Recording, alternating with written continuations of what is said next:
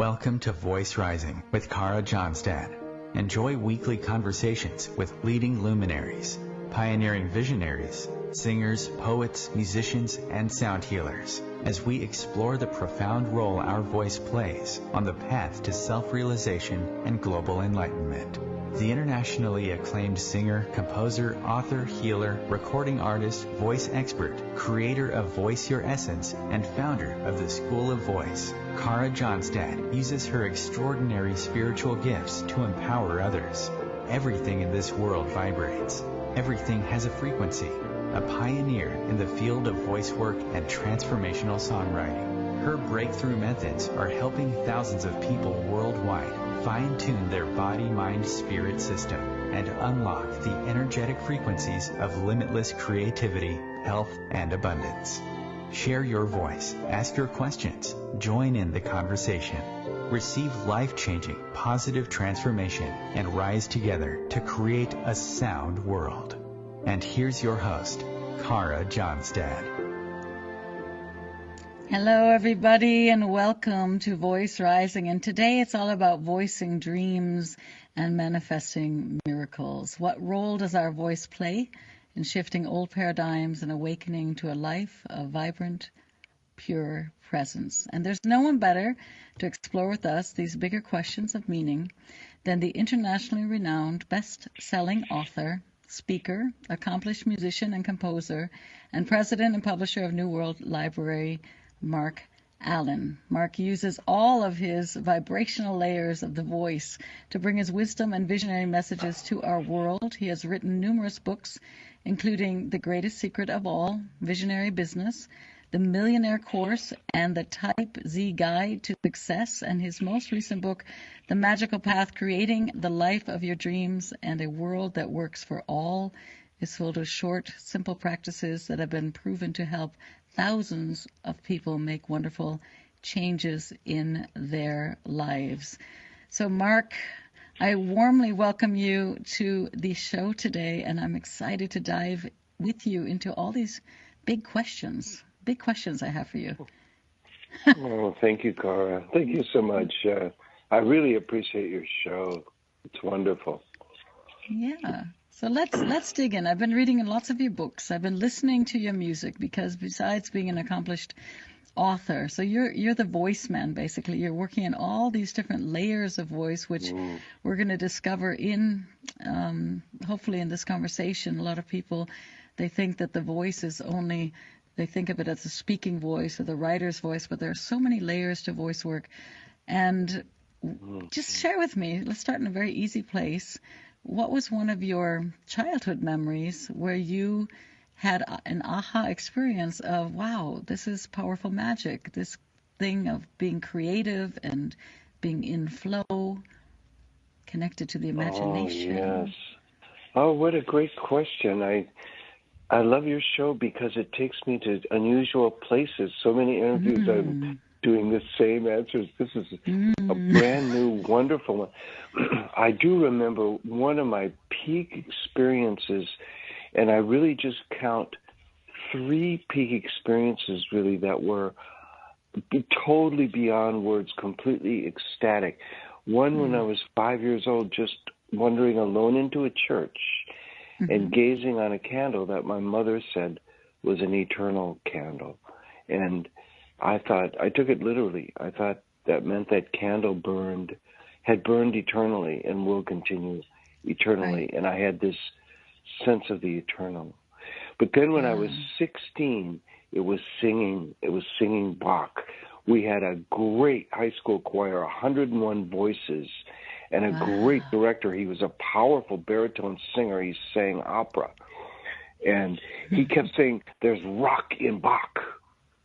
And he had us singing Bach so full out that during a performance, and I can still remember what we were singing. We were singing All Breathing Life, where the bass starts, oh, and then the tenor comes in, oh, and it went on and on like that with the voices weaving in and out, altos coming in, sopranos, and everybody's singing full out like that, all those 16th notes, singing full out. and the whole tapestry becomes one. And suddenly, the only way I can express it is I was singing with the choir, and suddenly it felt like the sound went from mono to this huge quadraphonic sound, all like it expanded. Wow. And I had this amazing feeling, just this rush of energy from head to toe. And I remember feeling like I could shout, or like I was shouting.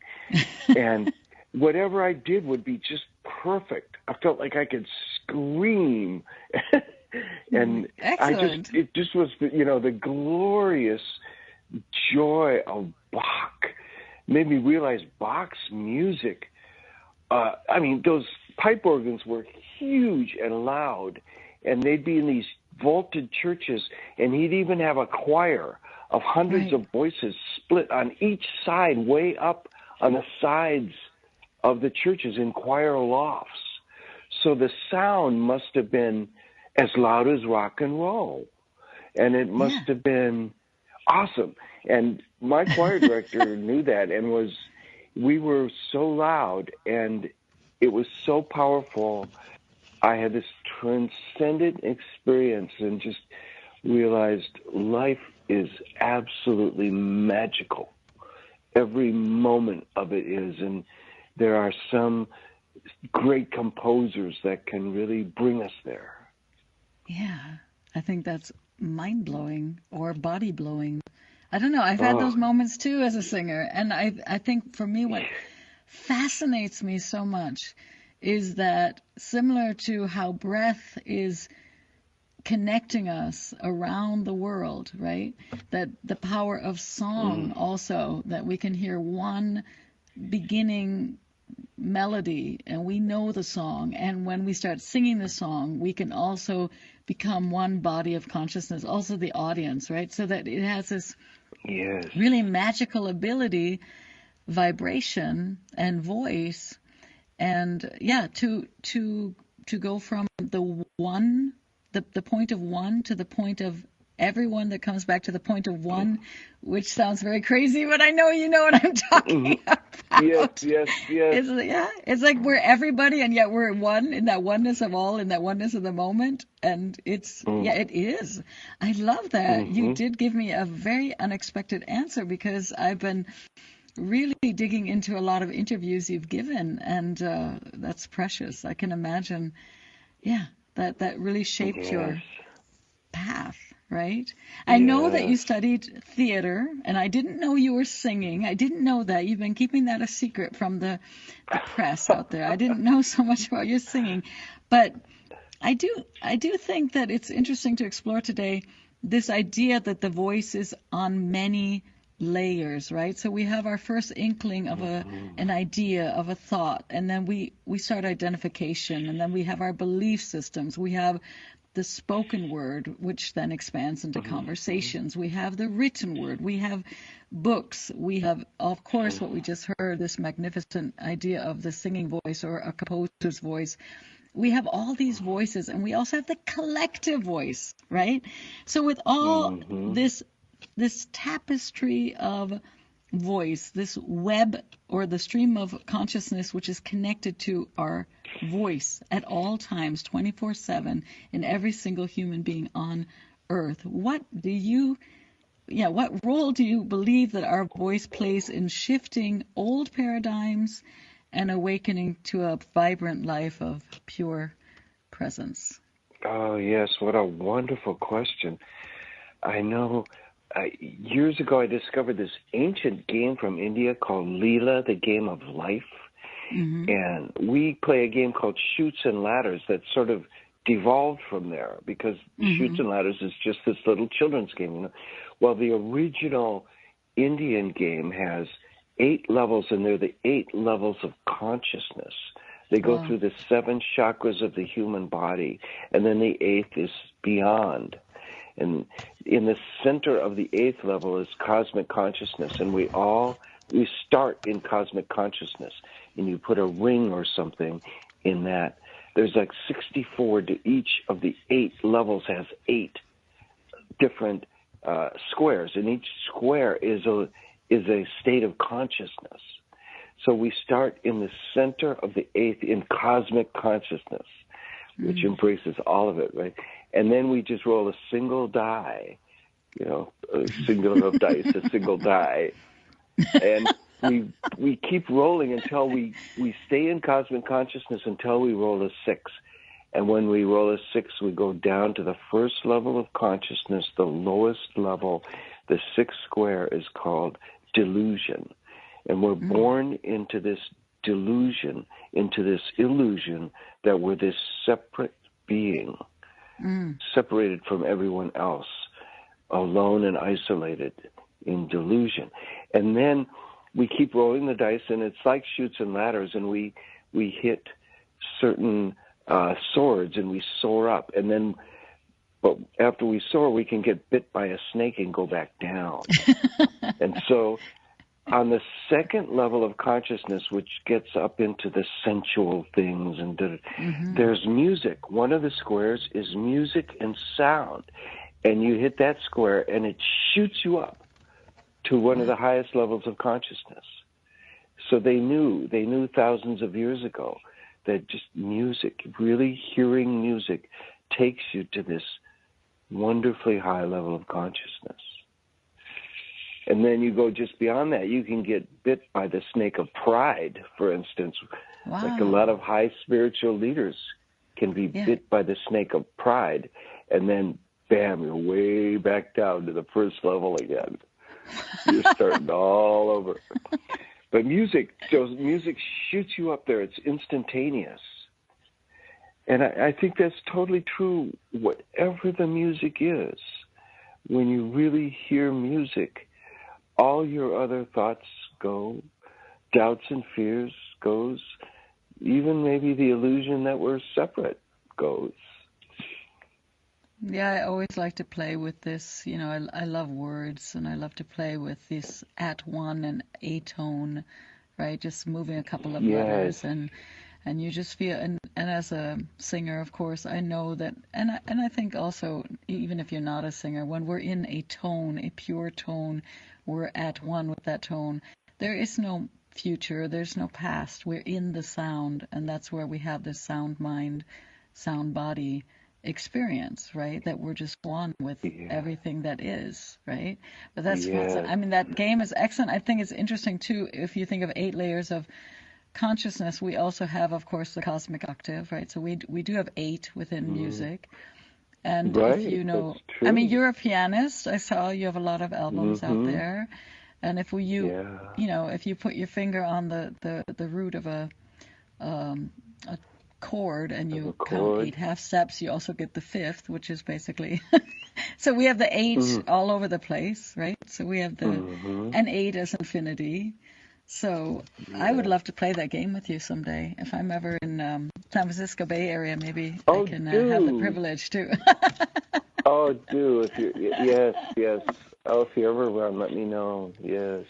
Yeah. That would be so fun. This is the crazy thing is it's true that our voice is the only instrument connected to our bloodstream, and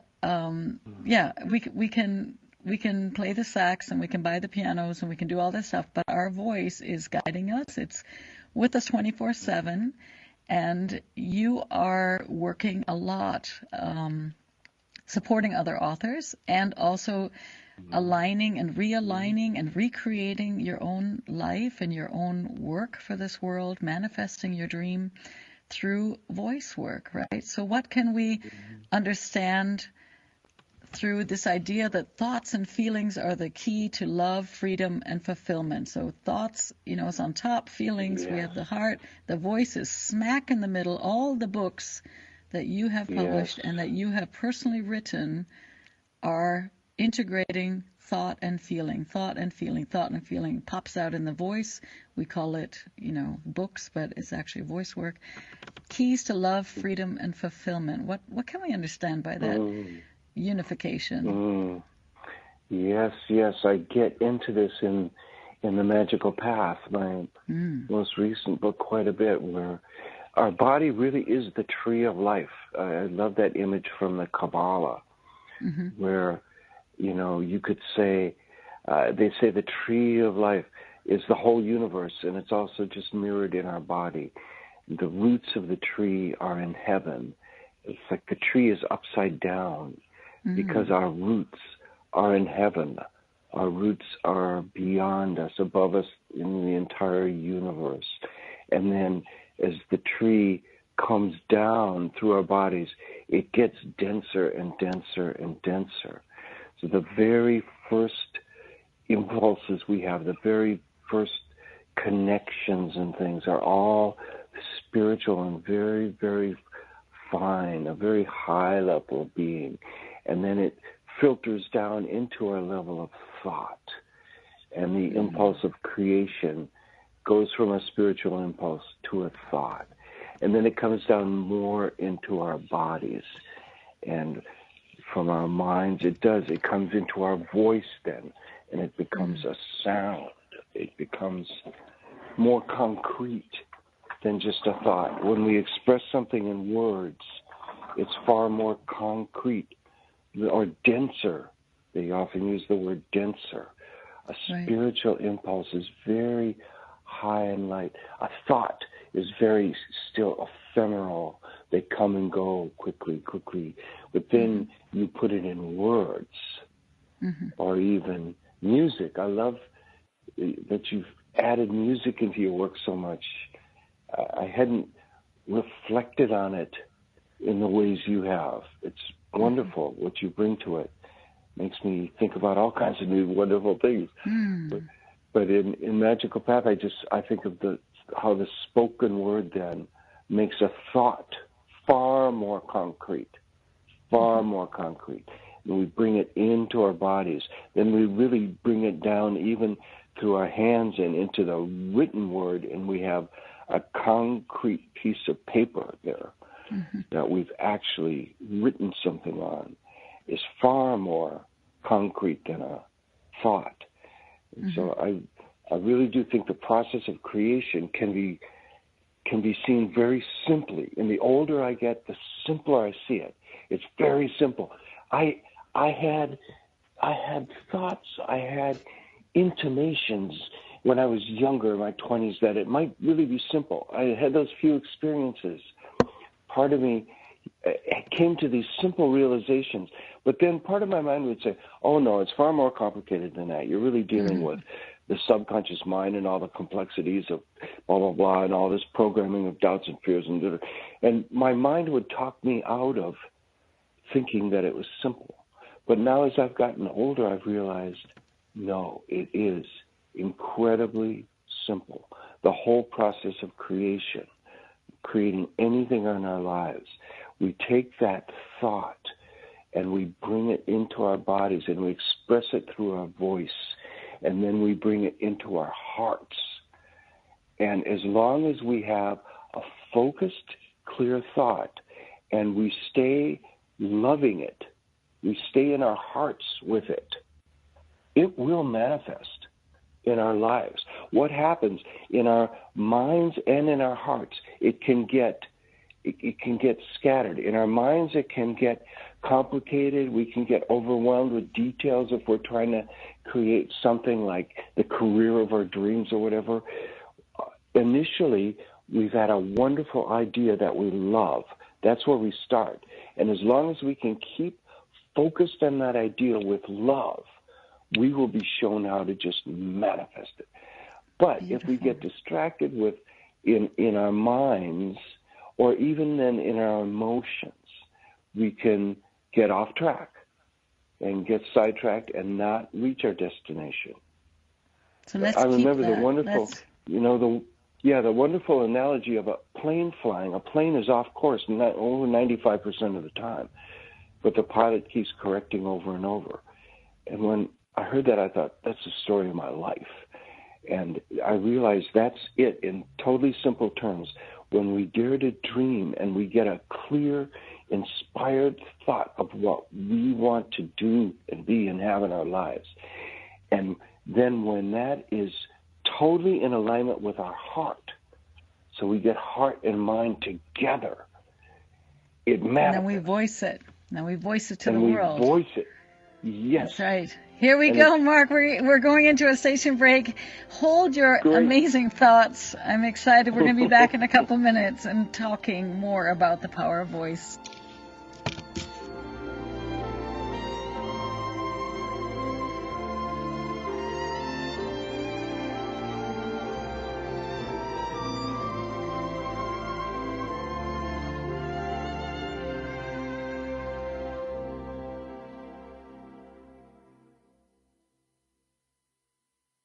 The cutting edge of conscious radio, OMTimes Radio, IOM FM. OMTimes magazine is one of the leading online content providers of positivity, wellness, and personal empowerment. A philanthropic organization, their net proceeds are funneled to support worldwide charity initiatives via Humanity Healing International. Through their commitment to creating community and providing conscious content, they aspire to uplift humanity on a global scale. Connect at omtimes.com. OMTimes, creating a more conscious lifestyle. Hello, I'm Lisa Berry. Join me every Monday at 1 p.m. Eastern Time for Light on Living, a chance to see new, hear different, and feel more as I shine the spotlight on all the ways to lighten the load of life's challenges. Light on Living is your link to that new way you're looking for, that new understanding that will enhance your life, and that positive connection that will support your growth. So join me and you'll gain insight and start to see things in a new way that motivates you. With happy clients all over the world, Cara Johnstad knows that your voice is the missing link to more authenticity, abundance, creativity, and health. An internationally acclaimed voice expert, Cara's breakthrough methods have helped thousands of people successfully heal their voice wounds and extinguish the story of self-doubt and shyness forever. Join in group trainings, attend online sessions, schedule one-on-one time, and invite Cara to work with your organization and community. Get started today. Go to www.carajohnstad.com and receive a special guided meditation designed to fine-tune your inner voice and welcome you on the voice journey. Hi, this is recording artist and composer Yuval Ran, inviting you to a voyage through the chakras, a new double album of guided meditations to transform your life, a sublime musical medicine for nourishing inner peace and reaching to your higher virtues. Get it now at metamindfulnessmusic.com, METTA mindfulnessmusic.com. Why was the basketball court all wet? Because the players kept dribbling on it. The dad joke. Corny, groan-worthy, but also one of the simplest ways to share a moment with your kids. What did the buffalo say when he dropped his son off for school? Bye, son. So take a moment to make your kid laugh, because dad jokes rule. Make your kid laugh today. Go to fatherhood.gov. Brought to you by the U.S. Department of Health and Human Services and the Ad Council.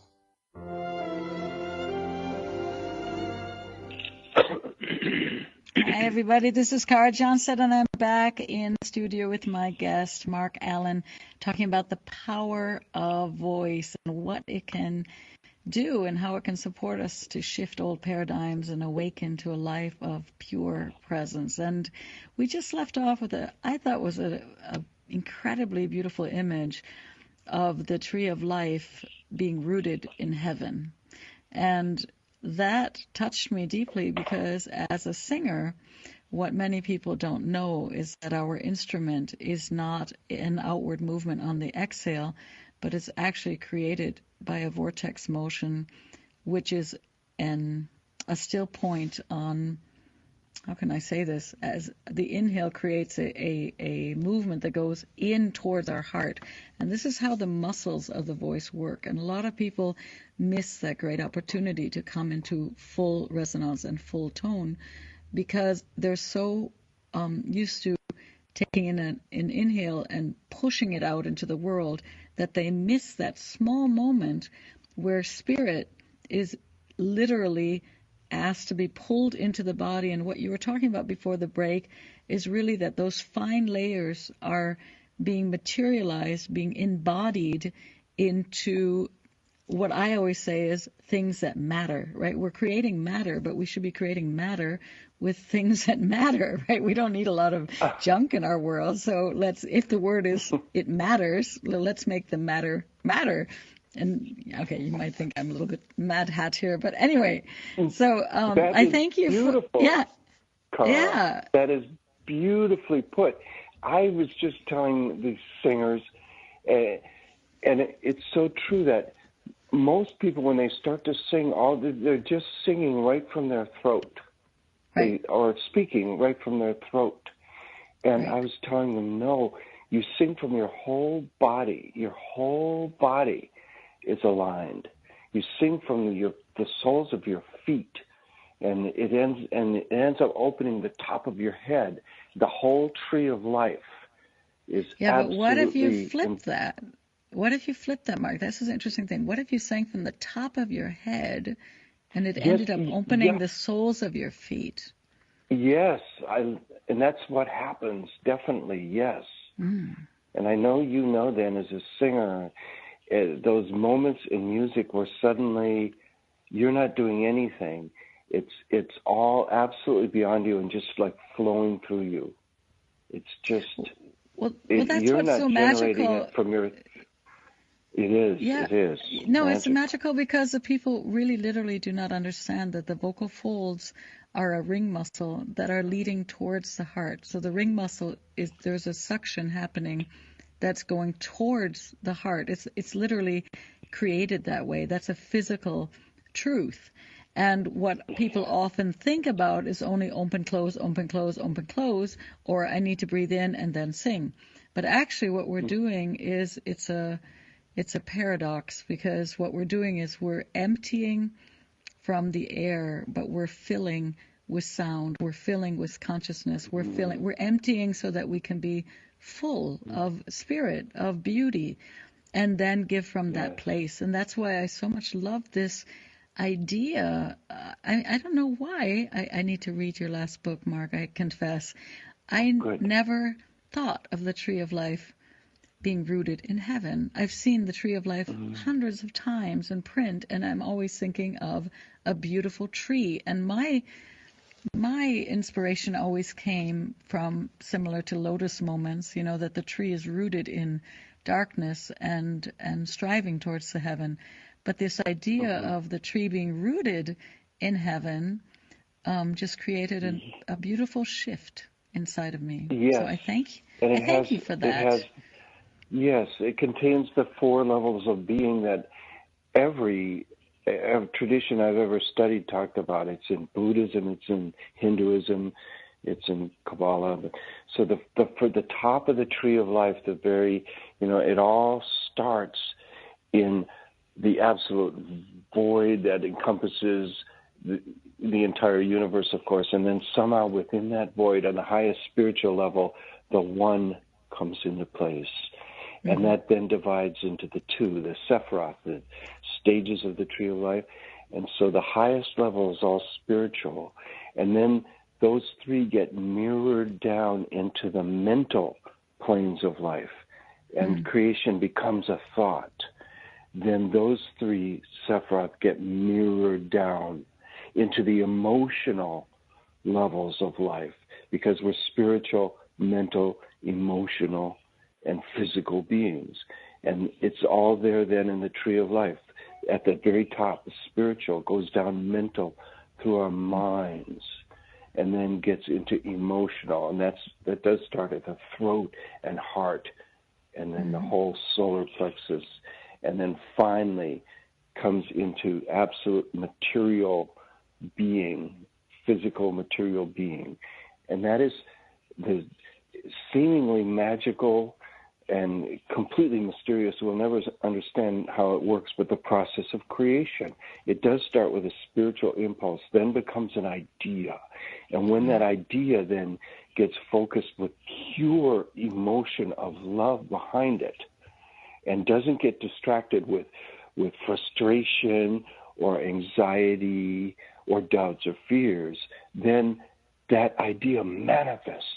It seems magical. I went from an absolute poverty case to a multimillionaire just understanding that process and not working too hard. I'm into success with ease. Part of my experiment was I want to be very successful, but I love musicians' hours. I was a musician in my 20s full time, and you never did anything before 1 o'clock in the afternoon. I love those hours. Right. I never was a morning person, So that became my experiment, to see if I really could manifest a very successful company, but yet sleep in as late as I want. And I just saw, as long as I kept that clear idea focused with love, everything worked. And then we had our problems when I'd get distracted, or this problem would come up that seemed intractable or whatever, and I'd get sidetracked into anxiety, frustration, and then things wouldn't work. But then when I got back, I remembered, I'm here because I love writing. I love publishing. I love books. It's all based on love. We publish the authors we love. And as long as we stay there and have that love behind everything we do, our company is wonderfully successful. I've noticed that with authors, too. I mean, this is just an interesting little book. I just texted this author about this, where I have noticed as long as the authors and us as publishers work beautifully together and keep loving each other, as long as there's no problem, then the book does well. But if there gets to be some kind of problem, in a few cases over the years with all the books we've done, there have been cases of some resentment has come in from the author, or even some frustration on our part with the author isn't doing what he or she said. And if there gets to be this kind of stuff going on, it affects book sales. The book sales plummet.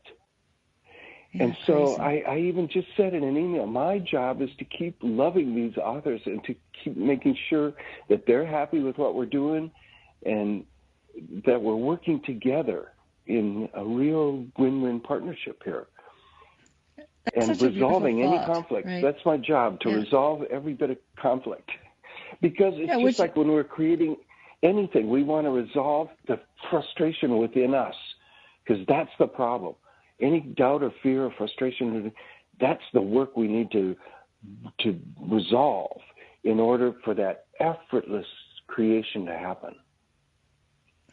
I think that's so touching also as somebody who is a creator herself, or for me, because often, these are our loves. The books that we write, the albums that we produce, these are works of love. These songs and these words. And, I actually had it written here, if you think of how we're fine-tuning our body, mind, spirit system when we sit down to write that book, or for me also, and for you to compose music, right? We're tuning and tuning and putting the words here and there and moving them around. And, it then goes, I've experienced this and have an album coming up. It's then goes from that process to that final edit, and then it gets a cover, and then it goes into boxes, and then it takes a journey around the world and goes onto shelves, and then that Marc Allen book or a New World Publishing book, it literally gets taken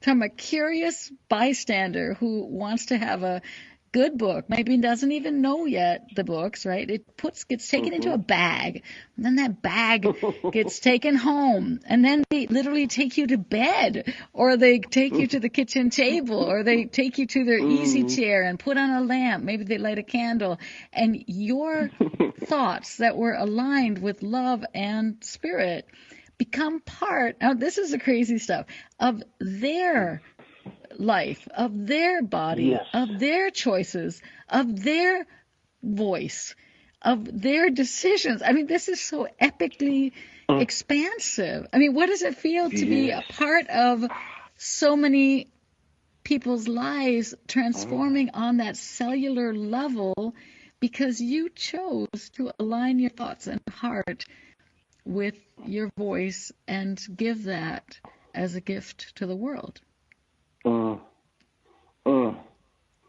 What a wonderful way to put it. It reminds me of Beethoven. Beethoven said, "From the heart it has sprung, to the heart it will penetrate." And that's true. That's true. The reader picks up exactly on the consciousness of the writer and where it came from. So I can't read Stephen King. He's too good a writer. Or in college, I made the mistake of reading Samuel Beckett novels, who wrote Waiting for Godot. Never, ever read a Samuel Beckett novel, because he's such a brilliant writer. He gets you in the mind of these guys. They're always guys. And everything that happens spirals into absurdity, totally senseless, meaningless absurdity. And then you doubt. He's so powerful that when I put his novel down, I ended up experiencing that. Then for the next year or so, I experienced this total absurd reality that brought me to just total depression, and it was the worst years of my life, right at the end of college. Fortunately, then I followed my girlfriend into, well, first I was in a theater company that got into yoga, and that's where I met my girlfriend. And then that company fell apart, and I followed her into a Zen center, and I spent almost 6 months meditating, and that realigned my whole body. It rewired everything, and that absurdity just dissolved. And my Zen teacher, an old Japanese man, said, these writers like Beckett and the absurdists, they understood Buddha's first teaching that, yes, life is suffering, or as I saw it translated so beautifully on a T-shirt in Berkeley, it was a guy had a T-shirt that had big black letters, said, "Life is a bitch and then you die." I said, okay, that's Buddha's first truth. But fortunately, there's 3 other great truths beyond that we don't have to suffer. We can find a state of mind beyond suffering. Thank God, thank Buddha. And that's what I learned at the Zen Center. After I left that, I realized years later all my depression had vanished and a whole lot of my anxiety just from pure meditation sitting there. And then I was able to get back into my music. I had all kinds of music I wrote after the Zen Center experience. Beautiful. Hold your thought, Mark. We're going into another station break, and we're going to be back with Marc Allen.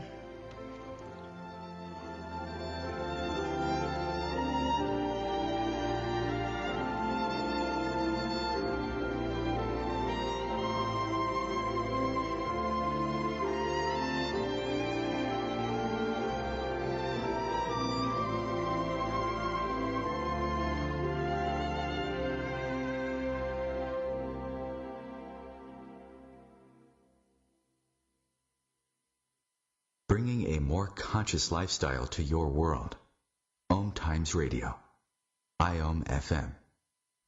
Ascending Hearts is no ordinary dating site, but a spiritual dating site with a purpose, to link you with your soulmate. We engineer the serendipity so you can trust that you will attune with someone that has the same matching vibration as you. Ascending Hearts, the conscious dating site for the spiritually aware. Try Ascending Hearts for free. AscendingHearts.com. My name is Victor Furman.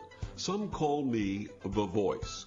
I've always been fascinated with human nature, spirituality, science, and the crossroads at which they meet. Join me Wednesdays at 8 p.m. Eastern on OMTimes Radio, and we'll explore these topics and so much more on Destination Unlimited.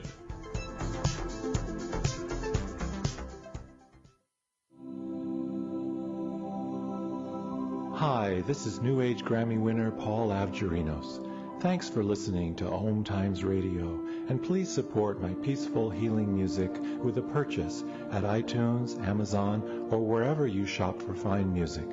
Just put my name into the search engine, Paul Avgerinos. A, V like Victor, G like George, E-R-I-N-O-S. You can also visit me at roundskymusic.com. Thanks for listening, and I'm wishing you the brightest of blessings.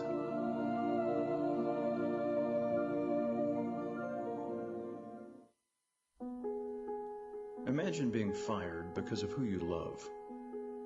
Imagine being denied medical treatment because of who you marry.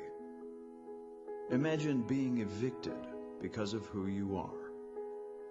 Millions of Americans don't have to imagine this. They have to live it. Because in 31 states, it's legal to discriminate against LGBT people. Get the facts at beyondido.org. Brought to you by the Gill Foundation and the Ad Council.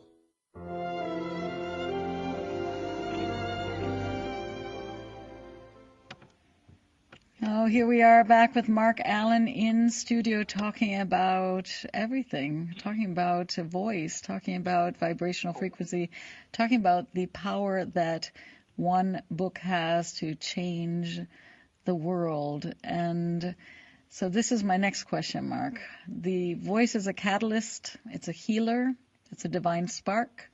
And just like fire, it can ignite, it can arouse, it can light up people's minds and hearts. And just like a fire, it can destroy, it can divide, it can hurt. It's that powerful. And knowing how powerful each of our voices are, because you are a writer, you're a composer, you are a publisher, and knowing, you know this, that one book that's not aligned with love, one book one conversation even, and even one song can radically change our world. Which tone quality do you nurture in your own voice before you mix it with the air and share it with the imagination of millions of people? Interesting. I've never even thought of it that way. All I know is that I do keep returning to silence, keep returning to a place of no thought, and then seeing what arises from there. I feel so blessed to have been able to publish The Power of Now, my favorite book of all time. And I once asked Eckhart why he thought his book was so successful, and he just smiled and said, all he knew was that he waited to write each sentence until it came from presence. And I thought that was so insightful because, of course, by presence, that's what he means, is that silence, that place beyond thought, deep within us. He also calls being, the Zen teachings call the same thing samadhi. He translates Zen to the West beautifully. And his work, he said a very interesting thing too. He started writing the book on the west coast of the U.S. and then went back to England, and he spent months there and he couldn't write a word in England. Then he came back to the U.S. and actually then went up to Canada, Vancouver, and he finished it in Vancouver. And he said there's just something about the U.S. and especially the West Coast, he felt, because he was there, but that allowed him to get into presence more easily. And in England, he couldn't find enough presence to write the book, which was very interesting. Every landscape probably has a certain alignment with our, with our history, with our ancestors. So maybe. Yes. And I think, yes, and we all have a unique place that we resonate with. And it's wonderful to find that place to live, that your soul really resonates and your whole body. If you I know think people, who love where they live, and then people that don't. Yeah, and the people that don't, I really encourage them, move, find that place to live, that you wake up in the morning and just take a deep breath and say, I love it here. That gets you into that alignment with the love within you that really helps you manifest what you want in life. If we flip up the letters of silent, right, we have the word listen. Do you think that you're longing for laziness or ease, as you call it, and now you were talking about how the silence helps you slip back into that space of creativity? Do you think that's actually a longing for a deep listening of our inner voice, of our inner vibration, that helps you be in the, now we have Eckhart in the game, the here and now, that our ears have to do with the here, being here. I'd never heard that about silent. Silent and listen have the same letters. Yeah, well, you think about it. Oh, that's wonderful. And yes, I think that's been part of, I'd say that's the nobler side of why I want a life of ease. And definitely part of it is I have whole days, I have blocks of hours every day where I have nothing to do. So I do end up listening, and I end up hearing, and I end up writing and singing and playing music. And yes, that's the fount of creativity comes from when I'm silent. And then on the lower level, I just love being lazy. I love sleeping in. I never was a morning person, and I love not working that hard. I don't think life should be, and it doesn't have to be, a 40, 50-hour week of work. We come from a workaholic type A culture, and we don't have to buy into it. Right. Yeah.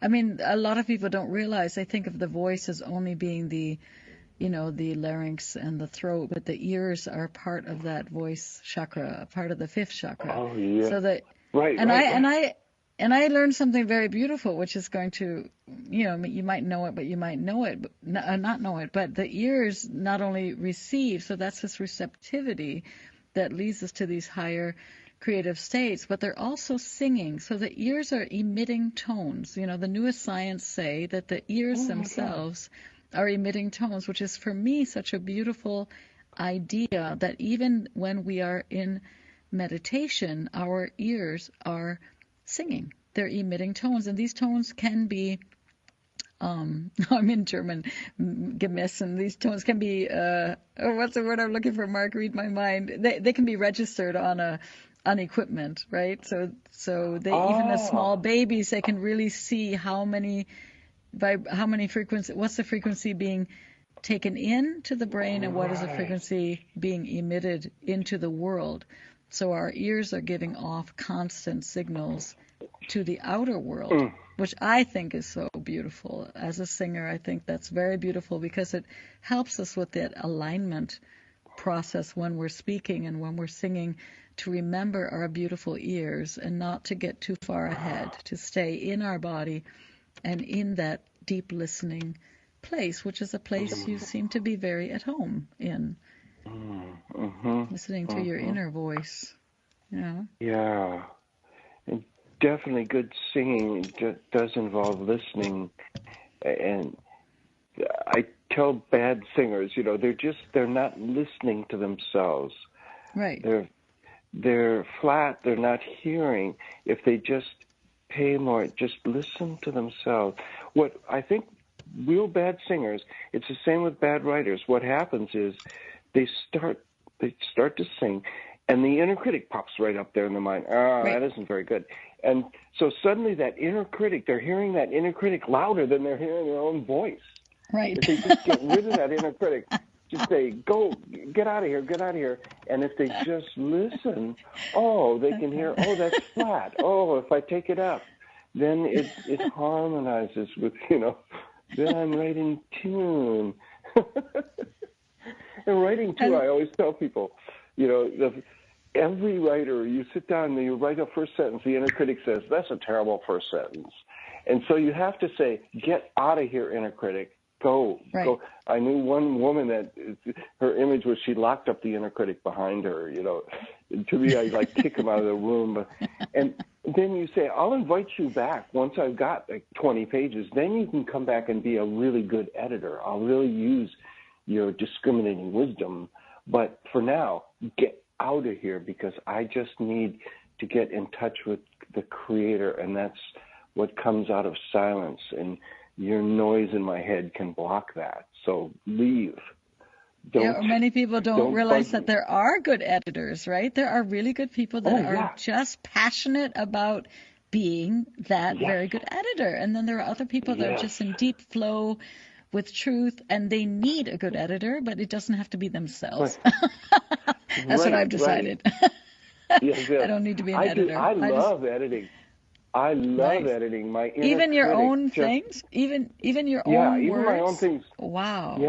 Yeah. Nice. Yeah. First, I write something and then put it aside for a couple weeks, and then bring in my inner critic and say, "Okay, go to it." And my inner critic just loves it.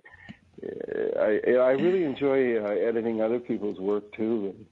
And, a while ago, I edited our version of the Bhagavad Gita.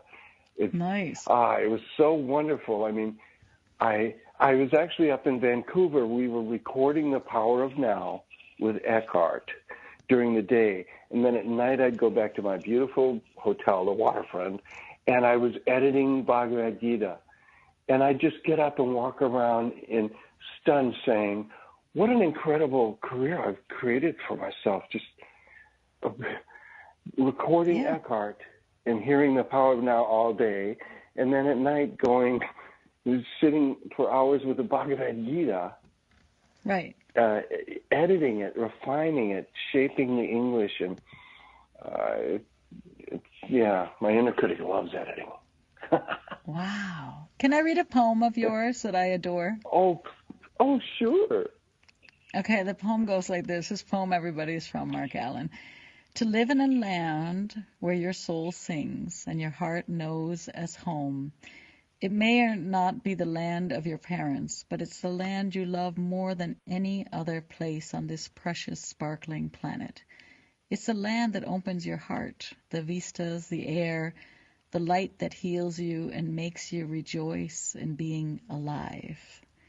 I love that poem, Marc. I love that poem. The land where your soul sings. That's a little bit like what we were saying before, is that everybody has a place that really deeply resonates with them, where their soul comes alive, where they feel that they're in resonance with the frequency of the earth or with their community, with their friends, right? Yes. I've known some people that for them that's New York City. They just love New York City. Others love L.A. To me, they're both sort of a hell on earth. I do not enjoy that intense urban environment for long. I do for a couple days. It's fine for a couple days. Then I want to get out and see green fields and green trees and earth and nature. But to each their own. To each their own, and that's good. Because if everybody loved that same little spot on the earth, it would be very crowded where we are. Right? I mean, let the people that love New York City stay in New York City. Yep, right. 8 million of them. Let them be there. It's wonderful. So, Marc, we're coming close to the end. So you use the power of voice to heal with all your books and your music, and now I'm so curious, and all your singing. I'm gonna check out all your singing songs. Good. I just on my Facebook page put a 10-minute little mini movie of my spiritual album. I've got a spiritual vocal album and another romantic one. Is that the Seeds? It's called Seeds. The spiritual is Seeds. The romantic is called Evening Song. Oh, nice. And it's on. You can get a sample of it then on my Facebook page, or now on marcallen.com. You can sample all the music. Oh, yeah, that's very good. Stuff. Very good. marcallen.com. I mean, your own books and compositions and all the books that you're publishing. That's what I get from what I've looked at and what I've read and listening to you speak. It's all in this aligned space, connected to the heart and helping people to reach their full potential. And what I think is awesome, release fear and guardedness and open up to a life of full presence. And this is an amazing thought, because if we release that armoring and that fear, we have a massive amount of energy available for quantum change, right? To really to give to be in a land which I love the line of, the land where the soul sings. Of course, I love that land, that line, a land where the soul sings. So if you had one message for the world, and I know you have many messages because you brought out so many books, you have thousands of messages, But what is a thought? What is a thought? One thought. We're at the beginning of a new year. What is one thought that you would love to give the audience and the people that they could take with them? One golden nugget. They can put in their pocket. We've been saying it, and I think I keep getting back to the same thing, but just dare to dream of what you love, and keep that focused thought in mind, and keep your heart behind it, and keep coming back to that. I had such troubles with my company. I remember sitting down at one point when we were nearly bankrupt in the beginning, and we just got a new book back from the publisher. And I just held it because I take the books when they come back, from the printer. When they come back from the printer, I fondle them. I take them off. Nice. I close my door. I fondle it, and I think about all the work that went into it, and all the writing, and all the editing, and all the type design, and all the cover art, and I fondle it. And I remember sitting there holding this book saying, I love this. I'm going to keep doing it forever. So do what you love. That's all I'll say. Forever and ever and ever. Thank you so much, Marc Allen, for being with me here at Voice Rising, and wishing you continued success, beauty, everything Cara. you desire. Okay. Bye-bye. Bye-bye.